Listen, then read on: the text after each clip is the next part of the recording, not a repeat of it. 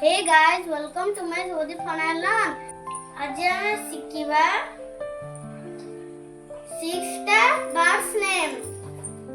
Cock. Cock ହଉଛି ମୁର୍ଗୀ. ହିନ୍ଦୀରେ କୁହନ୍ତି ମୁର୍ଗୀ. Pigeon. Pigeon କୁ କୁହନ୍ତି ହିନ୍ଦୀରେ କବୁତର. Parrot. Parrot କୁ କୁହନ୍ତି ହିନ୍ଦୀରେ ତୋତା. Hen. Hen କୁ କୁହନ୍ତି ହିନ୍ଦୀରେ ମୁର୍ଗୀ. Turkey. Turkey को हिंदी रे भी कहते टर्की.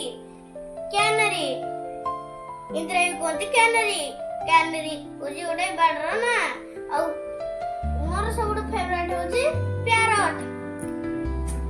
जदि स्पेलिंग सिखियो चाहौ जदि ताहाले मु फोटो लास्ट रे ऐड कर दे आपण सेठी देखि दे कि सिखिले.